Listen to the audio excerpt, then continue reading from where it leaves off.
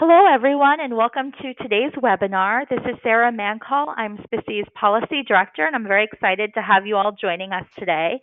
I am going to turn things over to Chelsea Crittle. She is a doctoral candidate at Tufts University and also sits on SPSSI's Graduate Student Council Committee. So Chelsea, the floor is yours. Okay, great. So hello, everyone. I'd like to welcome you all to an exciting webinar as part of SPSSI's Graduate Committee Policy Webinar Series. So my name is Chelsea Crittle, and I currently serve on SPSSI's Graduate Student Committee as the Policy and Applied Work Focused member at large, and I'll be facilitating today's event.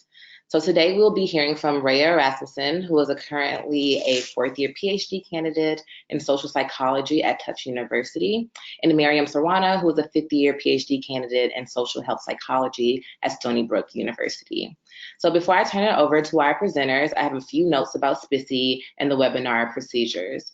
So next slide. So SPSSI, for those of you who don't know, is a Society for the Psychological Study of Social Issues. SPSSI was founded in 1936 and is made up of a group of over 3,000 scientists from psychology and related fields who share common interests in research on the psychological aspects of important social and policy issues. SPSSI seeks to bring theory and practice into focus on human problems of the group, the community, and nations, as well as the increasingly important problems that have no national boundaries. SPSSI is an independent organization, is an independent society, and it's also a Division 9 of the American Psychological Association, APA, and an organizational affiliate of the American Psychological Society, APS. SPSSI welcomes the membership of anyone interested in the society. Next slide, please. So as an organization, SPSSI offers its members a wide variety of opportunities to graduate students. So we have our annual conference next year, which will be June 26th through 28th in Denver, Colorado. SPSSI has a very active graduate student committee, and elections for office positions are in the spring. So we hope you all consider running for an open role on our committee. Committee members facilitate activities like this policy webinar, the methodology webinar series, a diversity pre-conference, writing opportunities for our graduate students, newsletters, and more. All of these opportunities aim to support graduate students in their scholarly and policy-related pursuits. Next slide, please. So for more information about SPSSI, you can visit our website at spssi.org and check out our YouTube channel for a recording of today's event, as well as previous webinars. Next slide. So all attendees will be in listen-only mode throughout the webinar, but we know that you all will more than likely have comments and questions, and we're definitely excited to have an interactive portion of the webinar at the end. So we ask that you pose your questions in the question box on the right side of your screen, and I will organize those questions and ask them to our presenters today. If for some reason your question wasn't addressed or you didn't get a chance to ask it, please feel free to reach me at chelsea.crittle@tufts.edu, and I will be more than happy to pass those questions along to our presenters. And so now I'd like to formally introduce today's speakers. So Raea Rasmussen received her bachelor's in psychology from Williams College and is currently a fourth-year PhD candidate in psychology at Tufts University. At Tufts, she researches what conditions allow individuals to talk more openly about race-related issues and support inequity mitigating policies. Raea is interested in working in industry once she graduates and therefore completed summer internships at the American Association for Retired Persons, AARP, and the Pew Research Center these past 2 years. She is deeply passionate about social justice and hopes that whatever work she does can help improve people's lives and create a more equitable society. She's an avid volleyball player and loves spending time outdoors, traveling the world, and eating delicious food. Miriam Sarwana is a fifth-year social health psychology PhD candidate at Stony Brook University. She is interested in the promotion of human rights in the context of marginalization through individual empowerment, nonviolent action, and peace-building strategies. So today, Raea and Miriam will be talking about using research expertise to promote social justice outside of the academic setting. And so now I'll officially turn it over to our presenters. Thanks for that introduction, Chelsea. This is Raea speaking. I wanted to thank everyone for joining us today. Miriam and I are super excited to share some of our experiences with you today. Obviously, we've both been lucky enough to have some experience with nonprofit internships, but we've had a lot of people along the way who've shared their knowledge and supported us throughout the application process. So if we can help you all out in any way, that would really mean a lot to us. So with that, I just want to go over the agenda for today. So as you know, we're focused on preparing for careers in industry, focused on social justice, human rights, and peace building. So first what we're going to do is go over our academic backgrounds and our motivations for pursuing industry. Then we'll talk about what is industry, right? Like what types of jobs are out there, kind of sharing some of our experiences that we've had with internships so far.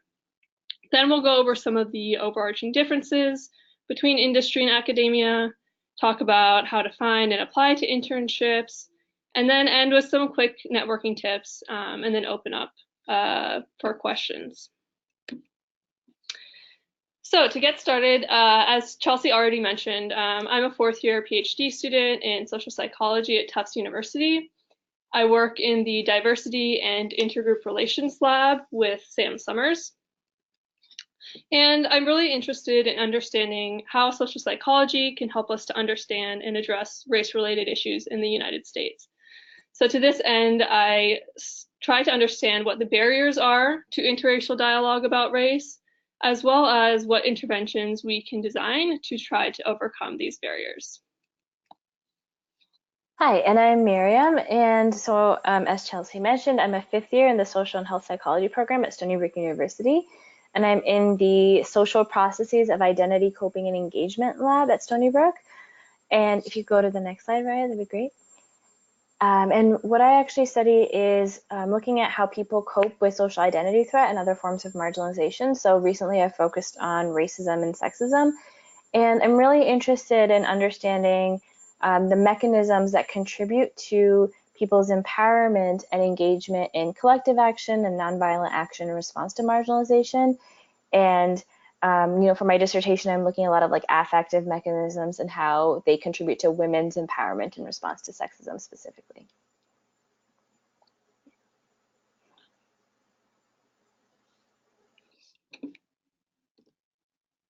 And so in terms of what we wanted to talk about generally in terms of our motivations to pursue industry, so definitely there's a lot of reasons why we're interested in this field, but importantly, we're interested in the fact that with industry work, there's a lot of applied work that we end up doing. And in that case, the goal is not always to publish the work, even though that is something you do want to get the impact of the work out there.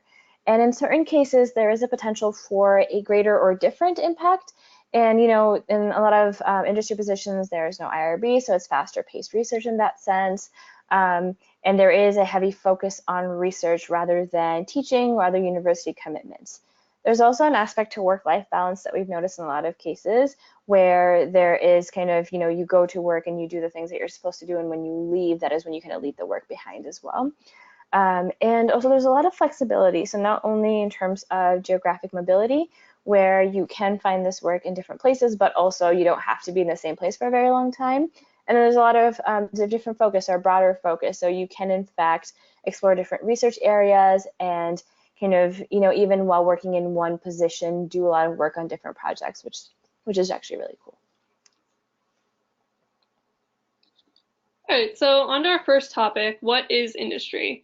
Right, this is, I think, a big question I had when I decided that I wanted to leave academia eventually, because I think we all generally know how the academic landscape looks, but what we don't know so much maybe is what the day-to-day life in industry looks like and what types of jobs are available. So what we're going to hear is just overview the internships that we've had so far, and obviously, there's a lot more out there than what we've done, but we're hoping that this will give you some sense of some of the options that are out there. So in the summer of 2018, I interned at AARP, the American Association for Retired Persons, and I worked as a 50+ market research intern. AARP is the largest nonprofit in the United States, and their mission is to empower people to choose how they live as they age. Although AARP's focus is on the 50+ population, many policies they support affect many more people beyond these age boundaries. So AARP has a very large research division. As you can see, they focus on a lot of different areas, and they do research in these areas to promote policies that will empower older people. So just to give you an example of the breadth, while I was working at AARP, I went to a talk that was focused on the future of transportation, which addressed the challenges that people face as they get older and can no longer, say, operate their own vehicles, especially those living in rural areas with little public transportation. So in this talk, they were talking about Uber, Lyft, and even the future of self-driving cars, like autonomous vehicles. So really, AARP's research division covers a huge breadth. But I was specifically on the membership, organization, and brand team, affectionately known as the MOB team. And on MOB, we were focused on understanding how members and non-members perceive AARP, whether we are effectively communicating the benefits that AARP offers, and whether there are specific subsections of the population that maybe we need to focus on in different ways or better communicate our ideas to. This team also focused on AARP's huge volunteer network, and we assessed kind of their experiences with AARP as well as employee experiences to make sure that we could kind of create the best environment possible. And although this was a market research internship, which I think people might often think about in a more like corporate context, it was really interesting to me because the broader goal was to support and seek justice for older people within their communities.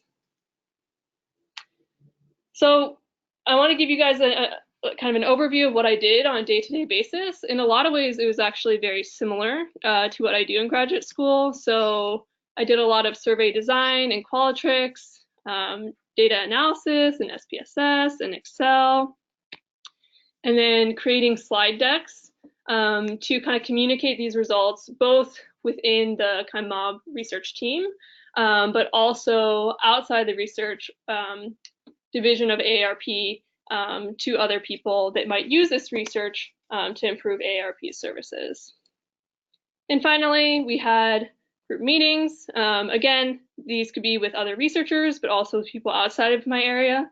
And so it was really important that I know how to communicate kind of these more statistical concepts or conclusions that we came to people that might not have a very firm understanding of statistics. In the summer of 2019, I interned at the Pew Research Center as a Global Attitudes graduate intern. The Pew Research Center is a fact tank that is based in Washington, D.C. It's much smaller than AARP. It's maybe 160 people total, but it actually has a huge impact because it is the most cited fact tank in the world. And their mission is to generate a foundation of facts that enriches the public dialogue and supports sound decision making. And importantly, they really emphasize that they're nonprofit, nonpartisan, and non-advocacy. So this is something that perhaps is different from other organizations that we'll be talking about today. So as you can see from these different topics listed here or on the slide, the Pew Research Center focuses on a lot of different areas of research. But for me specifically, I was focused on global attitudes. So in the global attitudes team, we conduct an annual cross-national survey on geopolitics, democracy, and globalization. I found this research super interesting, not only because we research across 35 different countries, but also because we ask a huge variety of questions. As you can see, geopolitics, democracy, and globalization can encompass a lot of different things. And some of the unique elements about the Global Attitudes team as compared to some of the other Pew Research Center teams is that because we do these huge cross-national surveys, we actually only conduct one large survey per year, rather than some of the other teams, which are domestic, where they might conduct a survey, say, once every 2 weeks or maybe once a month. So we simultaneously are analyzing data from 2018, so like from the previous year. We're in the field with the 2019 survey, and then we're also building the survey for 2020. So in this way, this is kind of similar to, say, the research pipeline that you all might be familiar with in grad school. So at the Pew Research Center, I was really involved in the full research process, even as an intern. So I worked on questionnaire development. I also compiled information about international news and polls. And this was important because these are kinds of, like, we need to know about these events and how they might impact the research that we're conducting. I also did a lot of quality control analyses and number checking. There's a huge focus at the Pew Research Center on accuracy, and this is at all levels. So it's not just interns and research assistants that are doing this number checking, but this occurs multiple times throughout the organization in different levels. So whenever you produce something, it's been double, triple, quadruple checked by a lot of people to make sure that this information that we're disseminating to a large number of people is really accurate. So just to highlight also some of the larger projects I contributed to within the Global Attitudes team, I did some exploratory analyses and kind of framework development for a report on the digital divide in emerging economies. So this is a really interesting project because basically I got a big data set that was dumped upon me, and they said, you know, just see what you can find, see what trends you can find, and see what kind of framework we can present this information in to a larger audience. So looking at how individuals perceive different technologies and how this might be related to their views of the world. I was also able to author multiple articles while I was there, including the one you see on the right here, looking at how much people support taking in refugees compared to immigrants, and how this kind of depends on people's views of diversity. Finally, I was invited to present my graduate work to the Inclusion, Diversity, and Equity Council at the Pew Research Center. And this is something I was really excited about because it allowed me to share work that I was passionate about with a larger audience and kind of in a more practical way than I often would say just within grad school. So with that, I'm going to pass it off to Miriam. Let's see. Awesome. Thank you. Okay. Yeah, so I'm going to talk a little bit about the non-academic work that I was able to do. So I was definitely interested in understanding how this field looked like from multiple organizations. So just as a summary, I'm going to talk about a little bit more specific things related to a couple of these organizations, but I did a lot of work with empowerment with this organization called the Colorado Haiti Project that actually started to expand to different states that were also working on the issue. So the organization's name was changed to Locally Haiti. I did some work with social justice and policy, so with an organization called Erase Racism, and for a Center for the Study of Inequality, Social Justice, and Policy that we actually started on this campus. And I was able to do a lot of different work for them, even on the graduate student committee. And I was able to do some work as, I think it felt like a little bit more of an applied focus through human rights training as a trainer for Youth for Basic Human Rights and a Drug-Free World. So I'm just going to talk about a couple of these, though. So to start off, I worked with this organization called Erase Racism. And their goal is to eliminate barriers to social equity. And so their mission specifically was to expose forms of racial discrimination, to advocate for laws and policies that eliminate racial disparities, to increase understanding of how structural racism and segregation impact our communities and region, and engage the public in fostering equity and inclusion. And their vision specifically was to transform and integrate communities in which no person's access to opportunity is limited by their race or ethnicity. So this is a nonprofit organization, and they kind of promoted their interest in, in racial justice and equity in a lot of different ways. So they not only led these public advocacy campaigns to promote racial equity in housing, in public school education, and in community development. And by the way, they did this specifically on Long Island, which is one of the most segregated regions in the country. So they kind of focused on a lot of issues related to, getting the public to know a little bit more about what was going on. And they used specific techniques. So they used research, which I was really familiar with. They used policy advocacy, which I learned a lot about. They used legal action and civic engagement.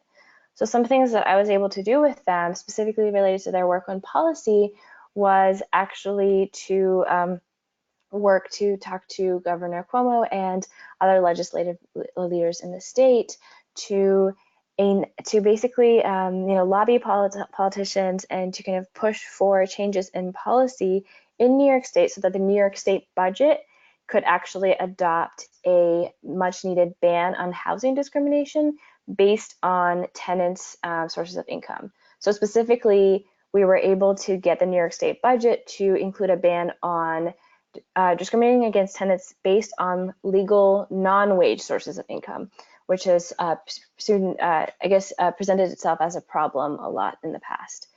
And we were also able to do work to strengthen human rights bills in different counties. So Suffolk County, for example, on Long Island, we were able to get the bills to be to have more stringent regulations when it comes to human rights enforcement. And there was also a fair housing lawsuit. So this is more like the legal action work, which I wasn't as much of a part of, but they also do this kind of work where they sue different governments, whether it's state governments or the local governments, when there are problems with fair housing in this case. So when it comes to housing for African Americans and Latinx Americans in the community. And we also did a lot of work, actually, which is really interesting, related to public advocacy. So what we did was we ran a bunch of different panels where we actually came to community members, and this was usually community members that hadn't actually encountered these issues before. So the majority of people that we were talking to at that point were upper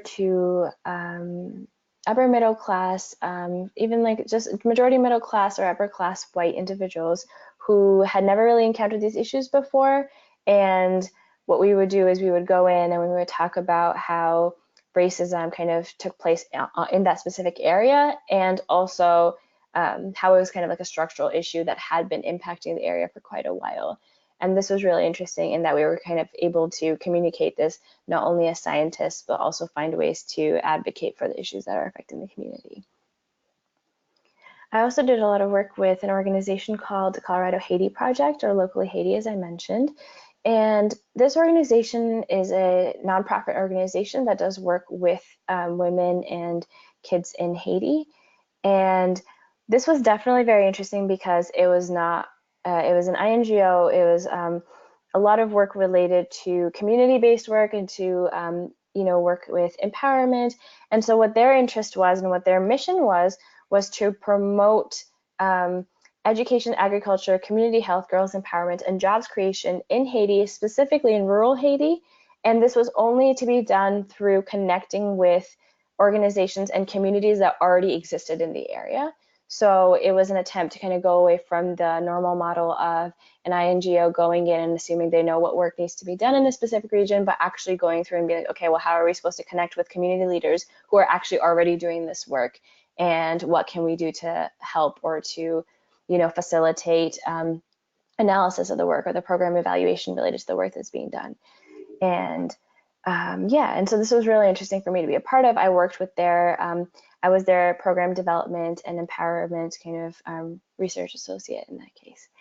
And as I mentioned, they worked with these different areas, and the area that I focused on specifically was women's empowerment, which was really interesting for me because that is the work that I'm interested in doing or have been doing academically for a little bit, is, focusing on empowerment and understanding that. But what I realized after working with an INGO is that we conceptualize empowerment in a lot of different ways. So the work that I've been doing has a lot of been focused on, psychological empowerment, whereas the work that they did was focused on educational and economic empowerment, even while it did have elements of like self-efficacy and, psychological empowerment and social empowerment, the way that we conceptualize it. So that was really like an interesting opportunity, and I'm really glad I got to experience that. And now I'm going to turn this back over to Raea.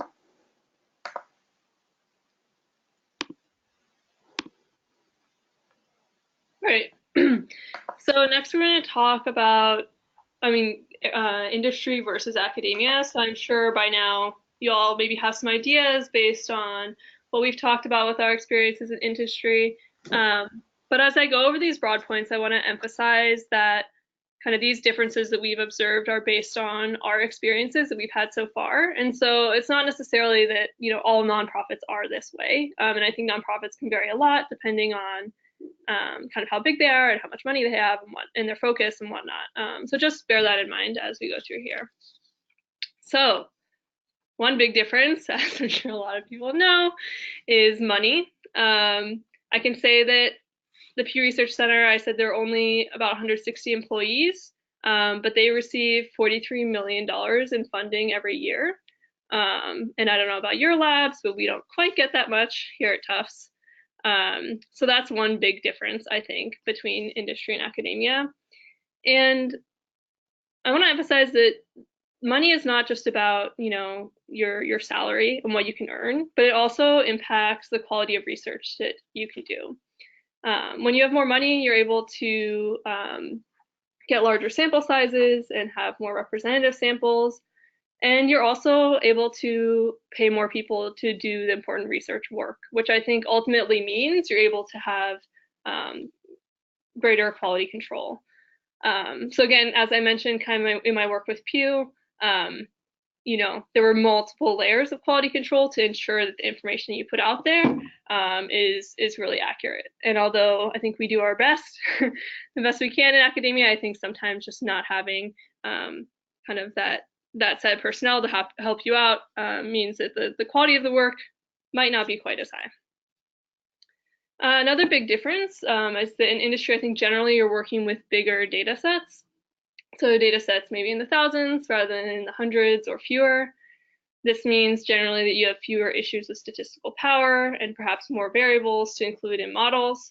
But maybe ironically, at the end of the day, oftentimes people just care about mean differences between groups, particularly if you're working with an organization whose audience is not maybe super familiar with statistics.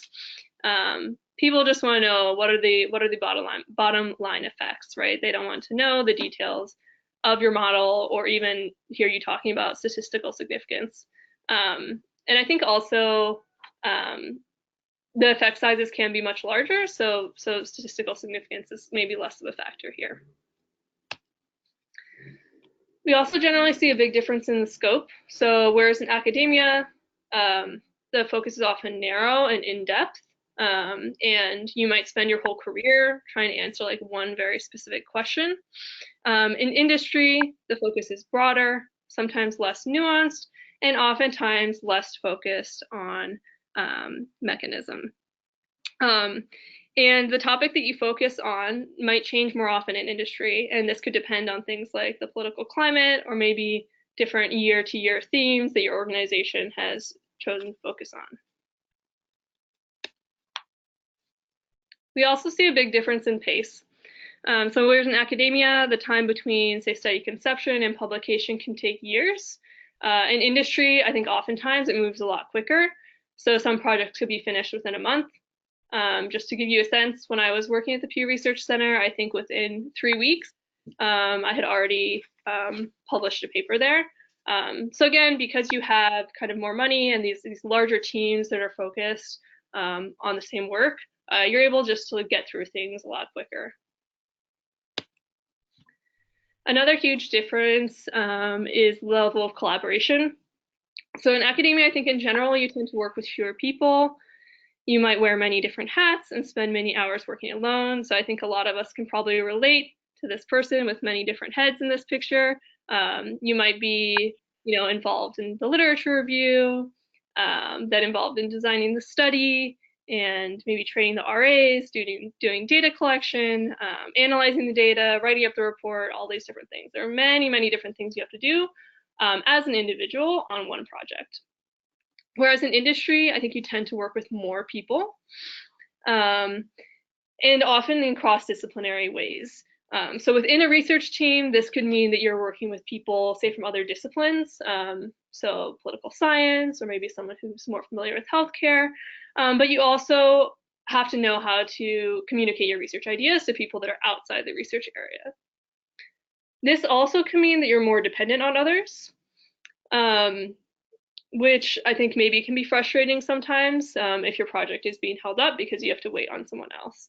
But actually the collaborative nature of industry is something that I really love, and one of the biggest reasons I think why I want to go into industry and work with people from a lot of different backgrounds. Finally, there's a different sense of impact, I think, in academia and in industry. We actually had a pretty hard time creating this slide because it's hard to pinpoint exactly what it is. But I think that there is a perception that kind of academia or like academic research is maybe more pure or is as objective as possible and focused on kind of gaining this fundamental understanding of human behavior. Whereas in industry, research might be focused on a specific goal or agenda. I think the sense of impact is both more immediate and also larger and more far-reaching. And again, for me, this impact factor is a huge reason that I was interested in industry.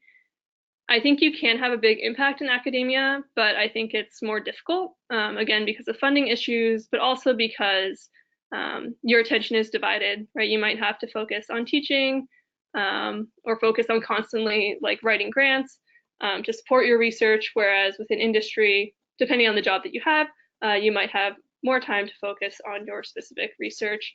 And the information you produce, I think, is often more accessible to people outside of academia.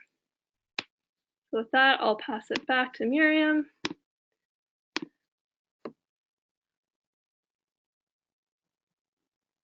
Oh, okay, perfect. I had myself muted. So yeah, I'm going to talk about generally applying to industry positions and what that entails. In terms of, I know we discussed in the outline a little bit that there are places that you can apply for them. There's usually a lot of different sources for them, but we haven't really talked about them in the presentation itself. But if you have questions about that, or if you would like some resources, just let us know afterwards, and we can talk more about that. Okay, so importantly, I wanted to talk about when you are applying, when you have found industry, positions that you want to work in, or if you found organizations that you're interested in that, or you want to intern with, there are the processes that require that. I mean, of course, you're going to turn your CV into a resume. So importantly, when we do this, we think about, in our CVs, we want to include all the experiences that we've had. We want to include, the publications that we've done, and we also want to include the type of coursework that we've included and that we've taken. And so in a lot of these cases, when it comes to these industry organizations, they're not really looking for all that information. A lot of organizations really want the meat of your resume in one page. And sometimes if you want to include supplemental information, you can in the second page, but they will basically really focus on that first page. And so when it comes to the information that you want to include, of course, you want to include things like your education, your degrees that you've earned. You can also include things that are, a little bit like supplementary, like GPA, majors and minors, honors, relevant coursework, things like that, like your thesis title and everything as well. You also want to include your experiences, and this is really important because this is what they focus on. So you can include things like your work experiences, your academic experiences. We're going to talk in a slide or two about how to structure your academic experiences so you can talk about it in the experience section. But you want to basically talk about your accomplishments and your achievements and not just like a summary of your responsibilities. So you want to use things like action verbs and active voice to demonstrate what your skills are. Because, as we know, as academics, we're kind of used to a little bit like downplaying our accomplishments and talking about things in a way where, we're a little bit more modest about the things that we are contributing because, it is a pretty large field that we're contributing to. But when it comes to resumes, you want to ensure that you are very kind of vocal about everything that you've done and everything that you've contributed to.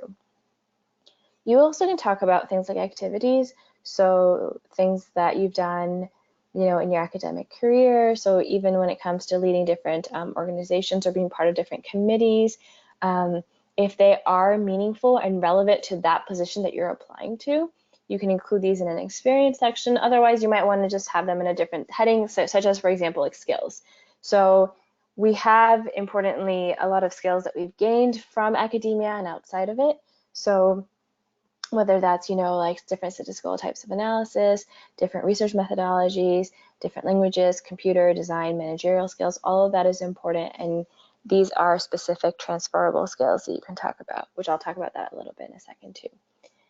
And usually what we try not to include is, unless they specify that you need to give them references and specific people who will in fact be your references that they can contact, you don't really need to include that in a resume.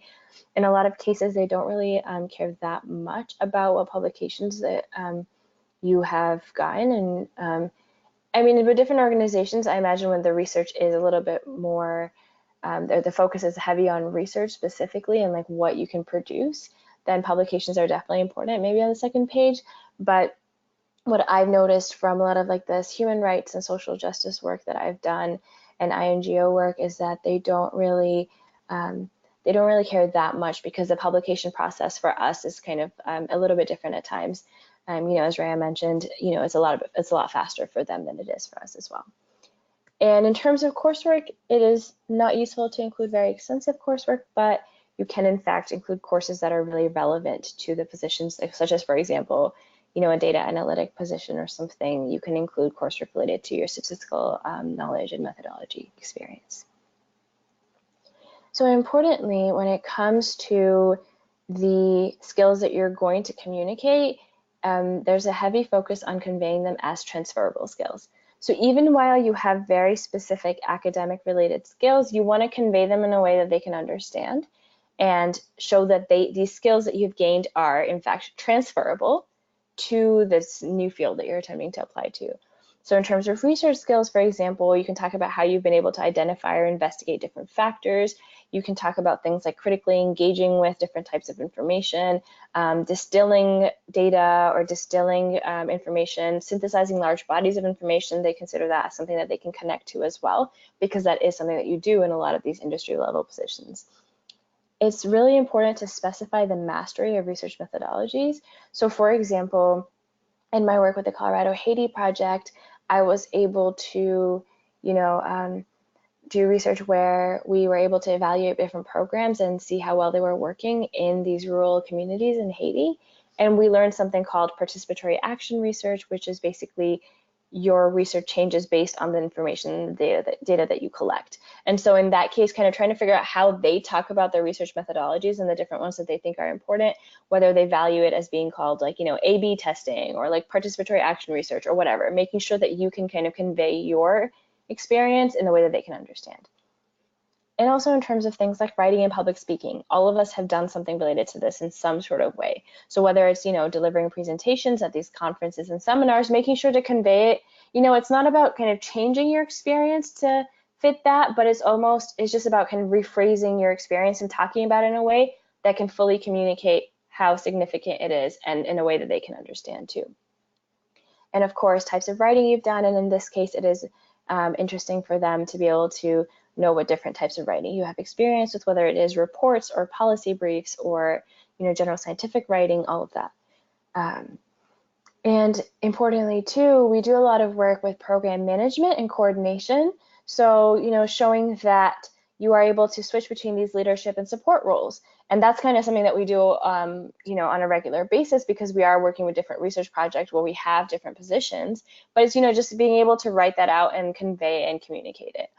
And of course, importantly too, given that we do research with a lot of different individuals and different stakeholders is a really key term that I've noticed a lot of people in industry tend to communicate with and utilize. And just saying, that you're able to facilitate this communication among multiple stakeholders with these varying priorities.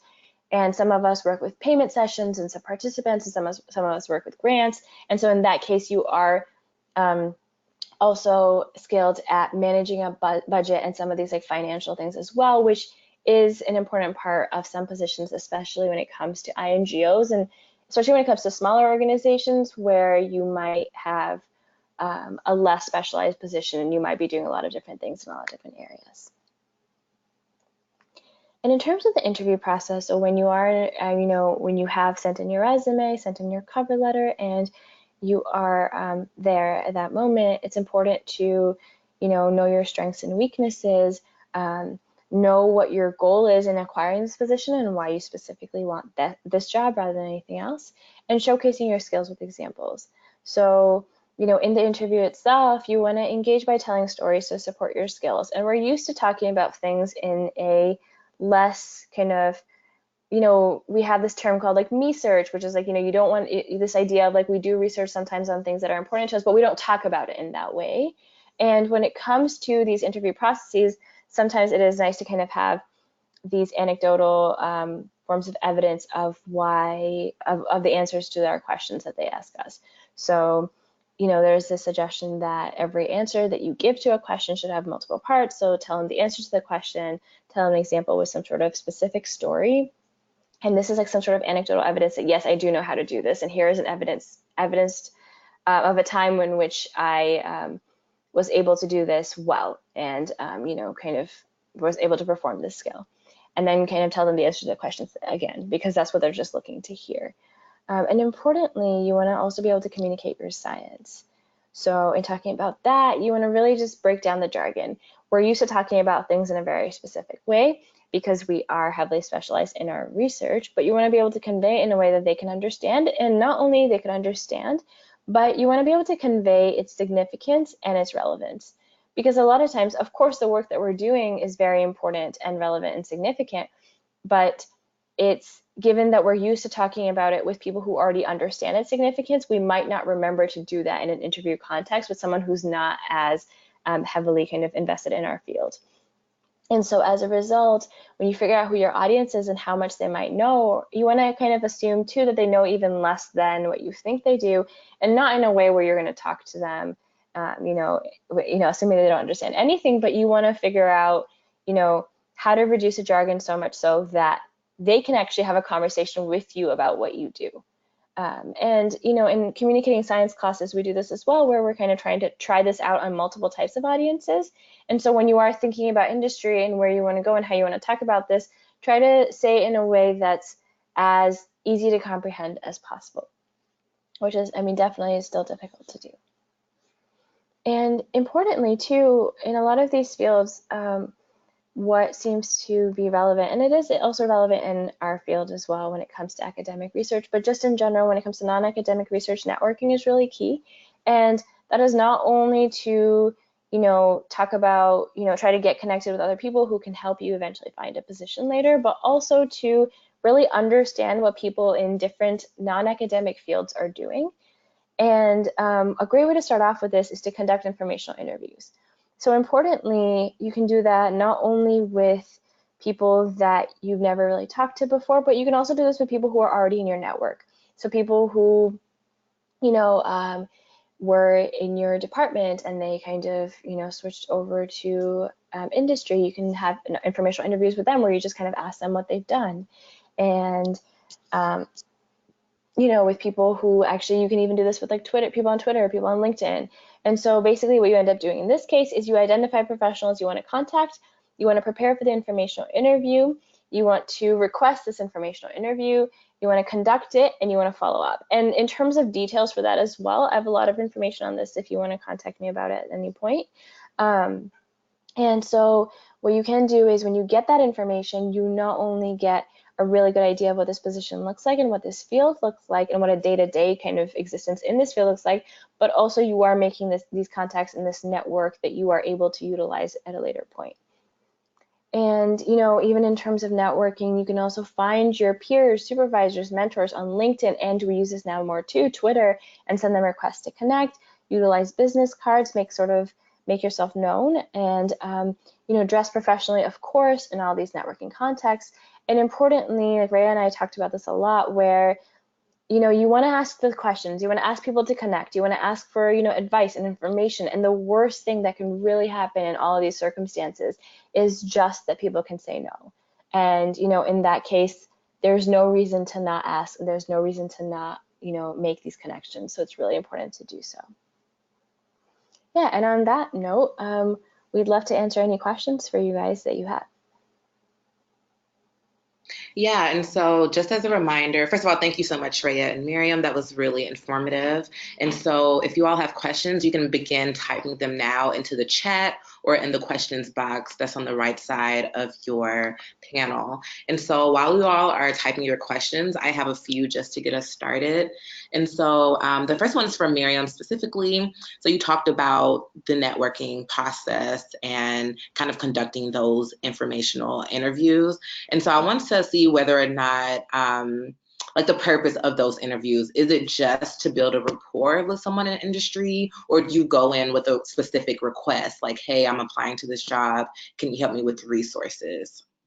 Yeah, that's a great question. So with informational interviews, the purpose is specifically to make a connection with someone and to understand a little bit more about their field.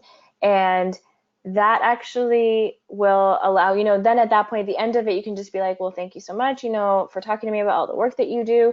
And you can ask them to connect you to someone who, is going to be involved in like the hiring process of a specific organization or whatever. But the point, I guess, of the information interview is specifically to make that connection, which can be utilized at a later point, but not exactly in that moment. Gotcha. And Raea, I know that at, I think it was SPSP conference, you were talking to some folks over at Pew Research. So was that a spot where you were able to make a connection and then ultimately get that internship, or how did that come about? And how did you use that networking experience? Yeah, that was definitely useful. It was really useful for me to kind of hear the presentation that they had about the Pew Research Center, as well as to hear about this woman's career path, right? Like, I think people talk a lot about how your career path often isn't a linear thing. And so just to hear that, I think was comforting. But yeah, I definitely stayed and talked with her afterwards and got her business card. Ultimately, I actually made a separate connection to Pew through an alumnus from my undergrad, and was able to, again, get more information about the Pew Research Center, and then apply through that.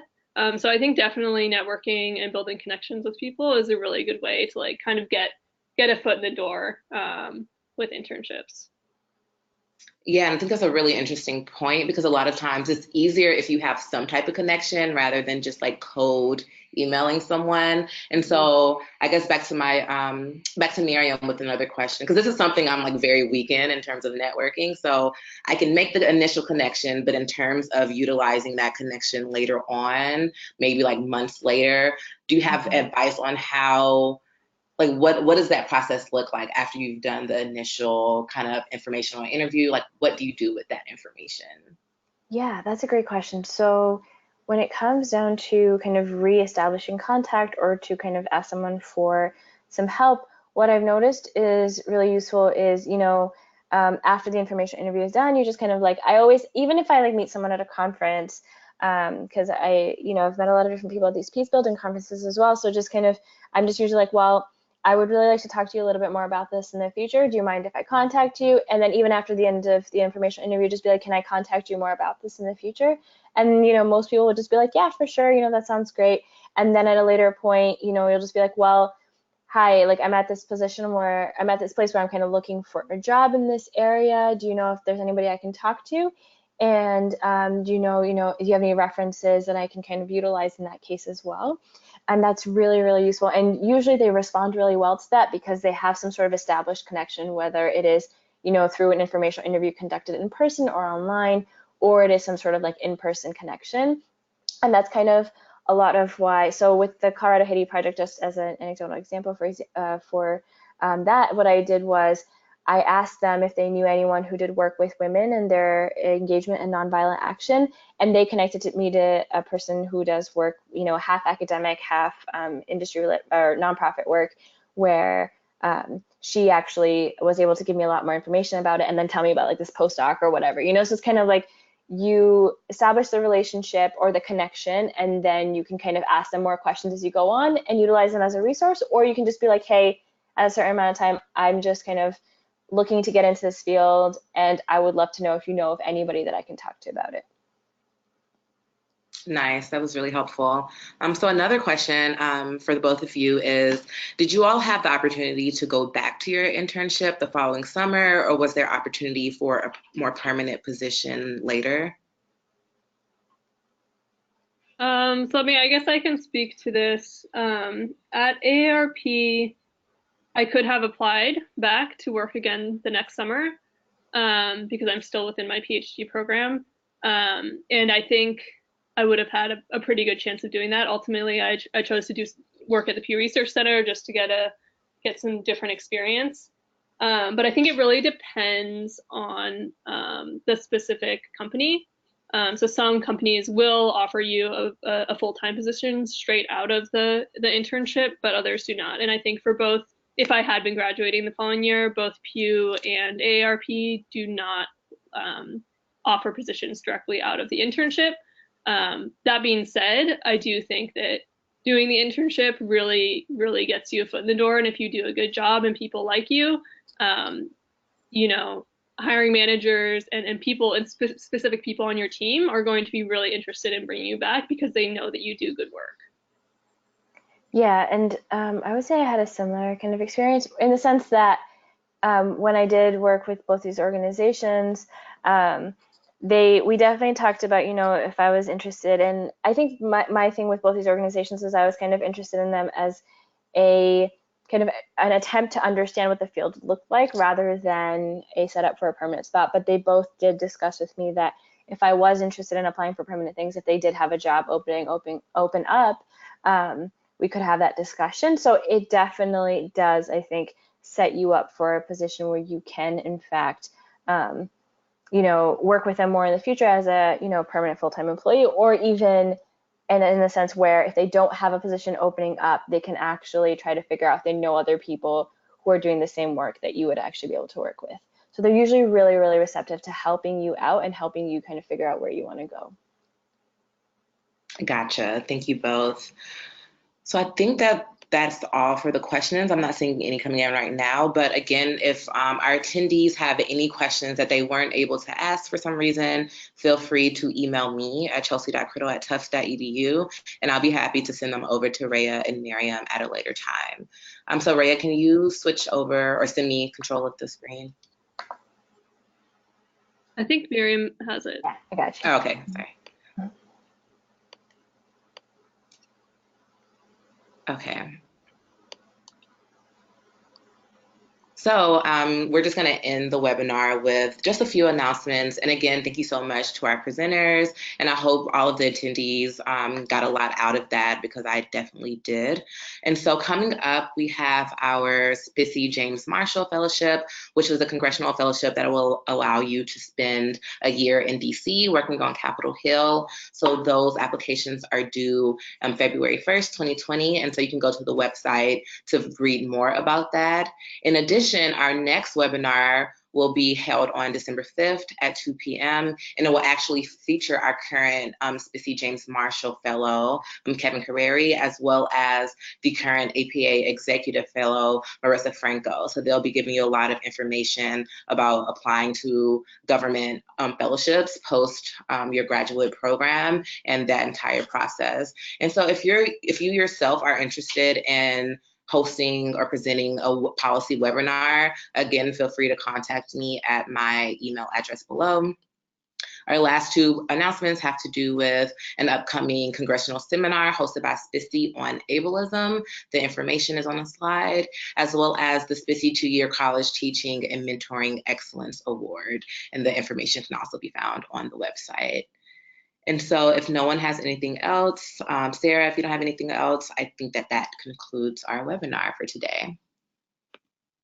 Yeah, thank you, everyone. Thanks to our speakers. And this is your friendly host, Sarah. I will get the recording done and post it to SPSSI's YouTube channel, and then send around, if the speakers are okay with it, send around a PDF of their slides and some information on the upcoming award opportunities and event opportunities that Chelsea just announced here. So thank you so much, everyone, for joining us.